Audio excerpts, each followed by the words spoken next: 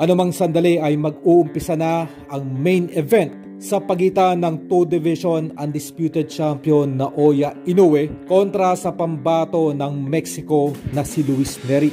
Ang nasabing sagupaan ay hindi lamang inaabangan ng buong Japan kundi pati na rin ng bansang Mexico. At sa hindi inaasahang pagkakataon ay karamihan ngayon sa mga kababayan nitong si Luis Nery ay naniniwala ito sa kanilang pambato. Kaya nitong patulugin mismo sa bansang Japan ang tinaguriang The Monster na si Naoya Inoue. Dahil ito sa knockout power taglay ng nasabing Meksikano. Ang mga highlights na ating ipapakita ay ang pinagbatayan ng mga kababayan nitong si Luis Nery na kung saan ito ay may kakaibang lakas na maaaring magpatulog mamaya sa nasabing hapon.